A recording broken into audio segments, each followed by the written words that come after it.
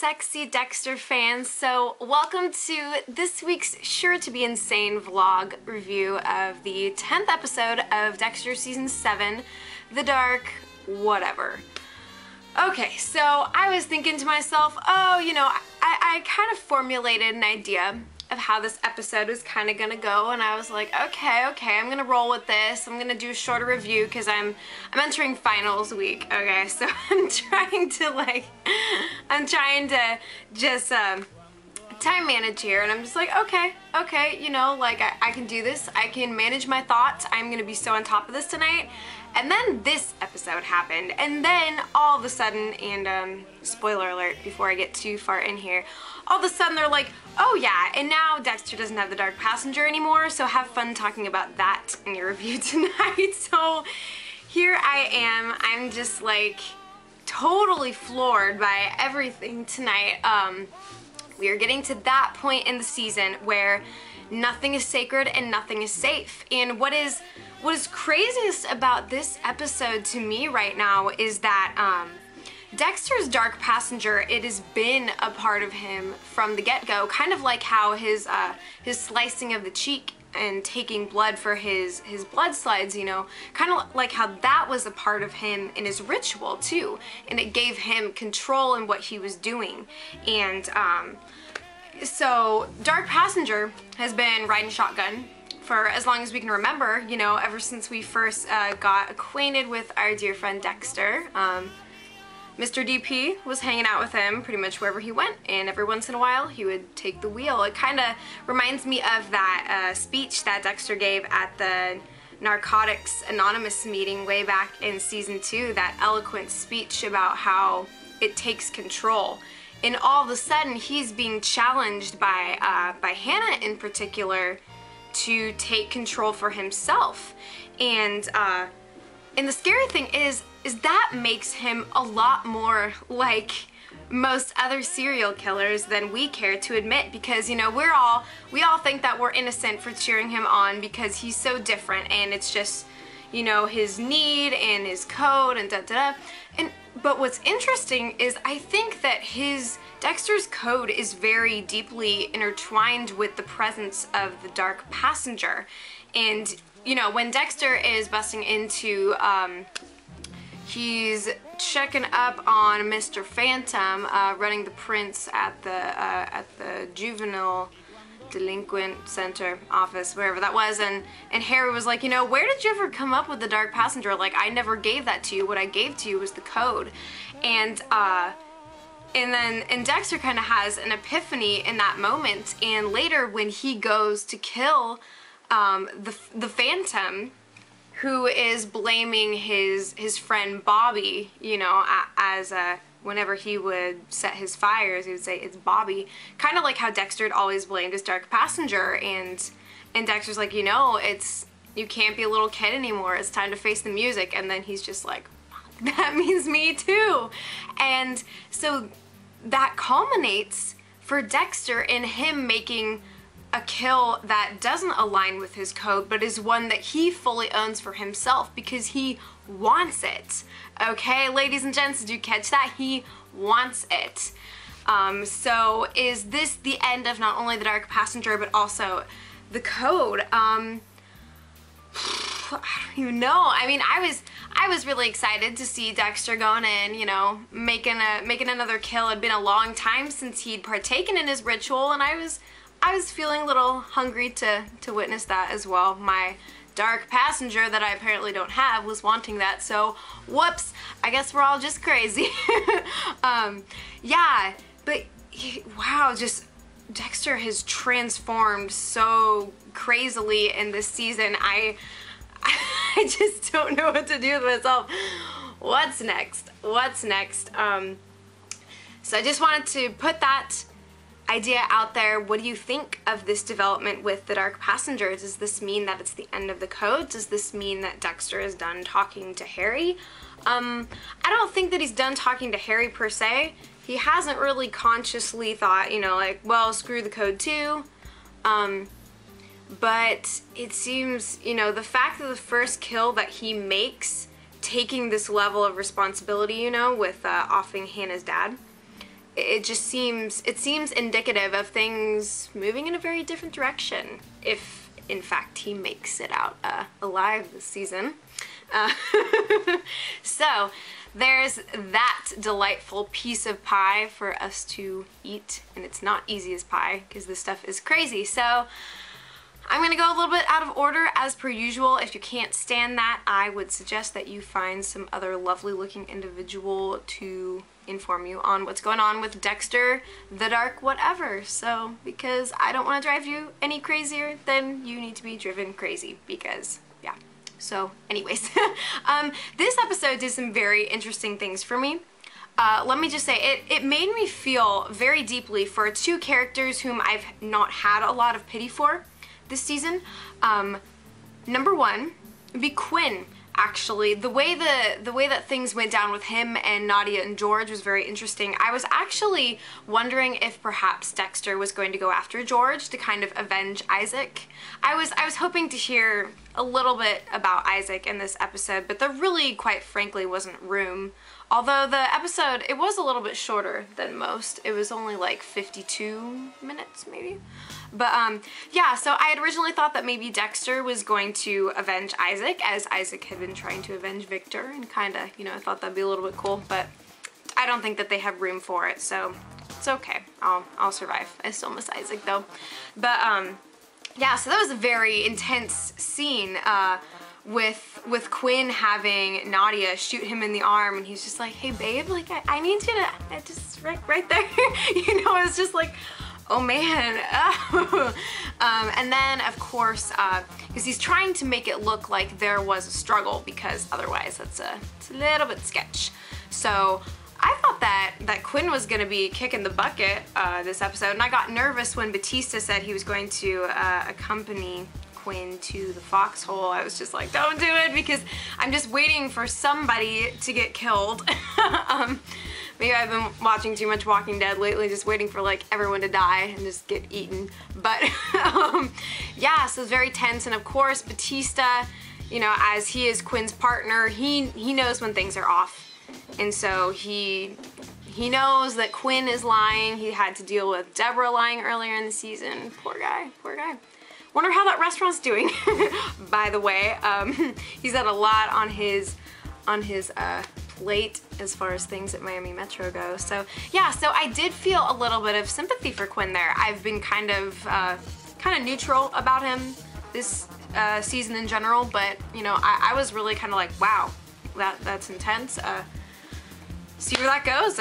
It looks like he might be sticking around. Maybe I was wrong, and I actually tweeted Desmond Harrington a few months ago, and I was just like, hey, I'm pulling for Quinn this season. And he's just like, I feel ya. He tweeted me back, so that was cool. Anyways, and then the other person for whom I felt sympathy that I had not tapped into before was Hannah McKay. Well done, golf claps for you. I have been kind of cold in my heart in regards to you, but wow, did her daddy issues ever come forth very vividly in this episode. And it was just so hard, that scene when, and well done, Jim Beavers from Supernatural stepping in as Mr. McKay. Started off as kind of likable, but you knew that there was just that little skosh of manipulation that was just going to reach a fever pitch, and it did. He crashed his truck into the nursery, and he's just letting her have it, and just seeing her devastated like that, you know, it's, her heart was very evident, and I was just like, I've been very guarded towards Hannah throughout this season, just not really trusting her and where she's at. I just kind of assume that she has a facade of some kind, but in that moment he just, you know, penetrated through every layer that she possibly could have put up against him, and it was just, it was really devastating. So, oh man, so hard. And very interesting, you know, that we kind of we figure out where the was it Sal Price? Yeah, Sal Price. We figure out where he was getting all of his juicy little tidbits from. Good papa right there. Yeah, so that was a very interesting plot, and the way that the writers use Mr. McKay as kind of the catalyst for Dexter's journey in self-discovery with the Dark Passenger. And I'm wondering, do you guys think that Hannah knew at the end, if when Dexter was kind of explaining that her dad was never going to bother her again, do you think that she knew what Dexter had done? I'm not sure. Because I was just kind of like, seriously, you're giving her like the kid answer. You know, she's kind of a killer herself. I think that she deserves to know the truth, but maybe she just knows and it's kind of a thing that's understood between them, but I don't know. So that was very interesting. I think that Jim did an awesome job. Very, very interesting to watch that plot unfold and kind of the trio that was going on a little bit. I thought it was interesting when Dexter and Hannah first encountered Mr. McKay. It kind of seemed like, you know, usually it's the dad and the daughter are meeting the boyfriend, but it's like, you know, Dexter was kind of more in like a fatherly position towards Hannah, and like they're meeting the kind of, you know, crazy dad who's out of prison. So it's kind of an interesting dichotomy there, and kind of enabled the exploration of Hannah and Dexter's relationship more, and now they're saying the I love yous, because Dexter loves that word now. He has been tapping into it a lot this season, and also as kind of part of that Dark Passenger thing, what Hannah's trying to tell him is that it's a feeling. And he's always told himself that he has none, but as he's been kind of embracing more of that feeling side of him, it seems like he's more willing to own the idea that his desire to kill is in fact a feeling. And it's not another presence being like, hey, come on, you know, it's not like Bonnie and Clyde within his mind. It's just him, which is scary. And I just wonder where that's gonna take him, like I was saying before. What else? Okay, so LaGuerta and Matthews, I was like screaming at LaGuerta, like, season 6, there was a time when I was pretty much like throwing pillows at the screen. It was actually when they were kind of doing the whole, kind of opening up Deborah's feelings for Dexter, of which I am actually now in support. But at that time, I was like, that was like the pillow throwing at the screen time for me. And but this time around, it's the whole LaGuerta and Matthews investigation, and I had a feeling that Matthews was going to be vying for Dexter. And I'm really glad that he's volunteered to be the one to go talk to Dex as things are continuously leading back to him. After LaGuerta and Matthews, they go to where the old cabin was. They meet the owner, who had, turns out that he'd been renting the land to, I think it was that he was renting the land to Jimenez, is that his name? Who was one of the drug lords that ordered the kill of Laura Moser. I think I got that right. I was trying to keep it straight. I was trying to keep a lot of things straight, so I apologize if I kind of, if I sort of butchered that. But yeah, so basically Matthews was kind of trying to guide her gently away, take her by the shoulder and just guide her in another direction. But, you know, LaGuerta makes the connection that Brian Moser is Dexter's brother, and that Dexter witnessed this horrific death, and it mirrors his MO, his kill style. So it's like, that's pretty compelling. I had no idea that they were going to get that far in this particular episode. You know, just with every scene change, I was just like, okay, where are we going? And so that's really exciting, and it's gonna make for an interesting next episode. And I am gonna talk a little bit about the preview that we all just saw after that. So I'll say that for the end, so that way if you don't want the mini preview spoiled for you, you won't have to have it spoiled. So there's that.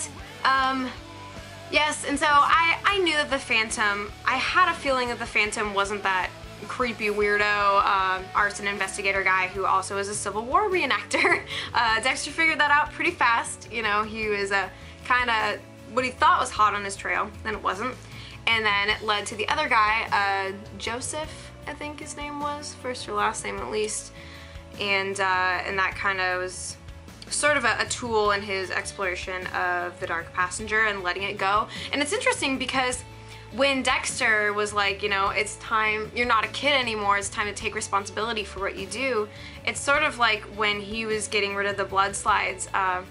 He was playing with Harrison in one of the earlier episodes this season, and he was looking towards the vent where he kept the blood slides, and he's like, you know, every kid grows out of their toys, so he realizes that, you know, time to put the old toys away, and now it's time to grow up. So it looks like he's kind of climbing the staircase to God only knows at this point. Oh, Dex. Also, man, for all you fans of the Dexter romance, that was a fairly bleak little episode, wasn't it?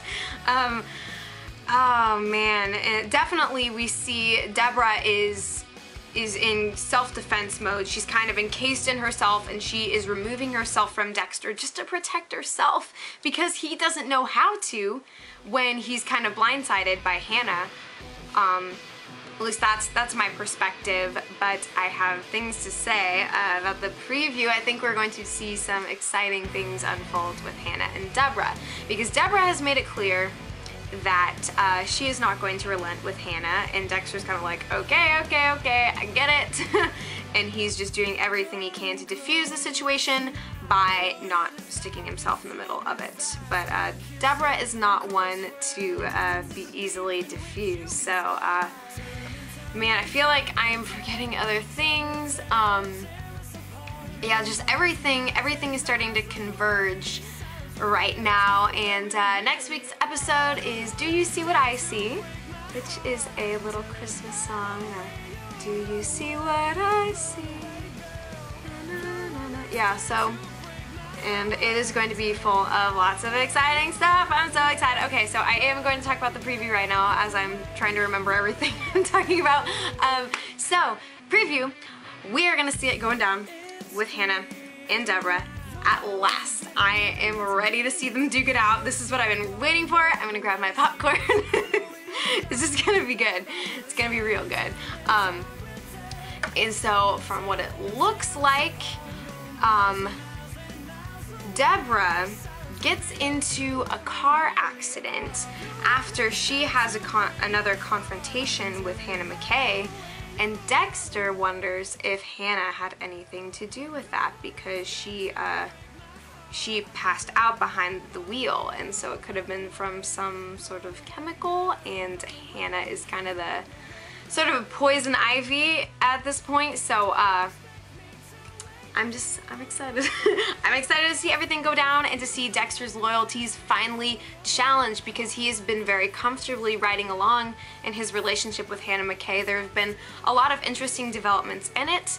I am more sympathetic towards Hannah than I have ever been, but nonetheless, I'm ready to see the all this hit the fan. So let's bring it on, bring it on. What else? What did you guys think of this episode? Did it meet your expectations? We only have 2 left. What is this? I can't believe it. Just so you guys know, I am going to be making Dexter vlogs during the hiatus between seasons 7 and 8. I'm going to be doing probably about weekly, sort of same as I do these vlogs. I'm going to be doing Dexter news vlogs, so I will be doing little featurettes about like my favorite villain or my favorite heroine, or news about casting information, plot developments for the next season as I find it. So, and I'll be working in conjunction with DexterDaily to bring you guys those hints. So it's gonna be fun, I have music on the way, lots and lots. I actually plan on being in the studio after I'm out of school, so be excited. There's lots coming. If I forgot anything, do comment below and I will respond to you. How you guys feeling? Are we okay? Checking your pulses, making sure you're still breathing. Yeah, just get a cold glass of milk, some cookie dough, and just like lay on the floor, relax. We're gonna make it. We're gonna make it. We can do this. Very exciting stuff. So I wish you luck, Dexter. Please don't change too wildly, ridiculously much because you're freaking me out. Cool stuff. So comment below. Thank you so much for watching. You guys are the best, and stay tuned for everything that's to come on my little channel. So subscribe if you want more Dexter and music stuff, and I will be back in a jiff. Take care, y'all.